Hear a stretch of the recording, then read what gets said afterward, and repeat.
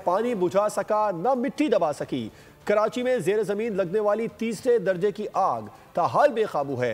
Rescue हुकाम ने operation रोक दिया है और मौके पर मौजूद फायर ब्रिगेड की गाड़ियां और रेत से लेस डंपर के इंजन को भी बंद कर दिया है। रेस्क्यू हुकाम ने आग बुझाने की कोशिशों को खतरनाक करार दे दिया।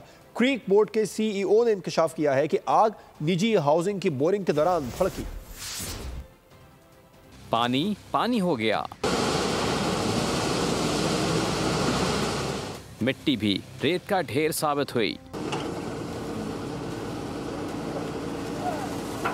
कराची में जेरे जमीन भड़कते शोलों के सामने इक़दामात ठंडे पड़ गए। हमवार जमीन लावा उगलती रही।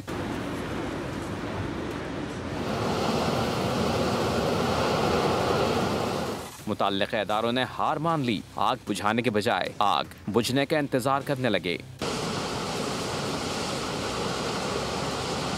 कराची ऑयल रिफाइनरी के करीब लगी आग को फायर ऑफिसर ने बेलगाम करार दिया। बोल न्यूज से गुफ्तगू में बोले, देखना होगा जेर जमीन लाइन कुदरती है या छप्पर की।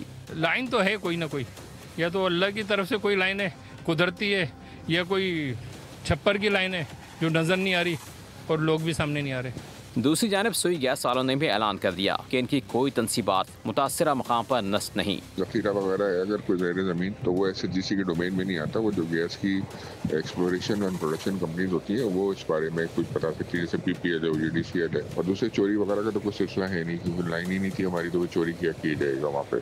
कोरंगी कैंटोनमेंट क्रीक के CEO फैसल वट्टू ने कहा, कुदरती ज़खायर के मुतालिक नहीं कह सकता, अलबत्ता निजी हाउसिंग सोसाइटी पानी की तलाश में बोरिंग कर रही थी। इस तरह के फिनोमेनास पहले भी ऑब्जर्व किए गए हैं। इसका मतलब ये हरगिज़ नहीं है कि यहाँ पे कोई बहुत बड़े ज़खायर होंगे।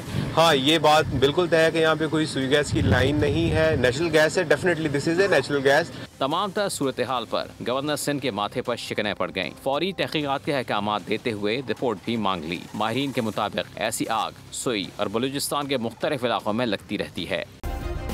सब्सक्राइब करें और बेल दबाएं ताकि कोई खबर रह न जाए।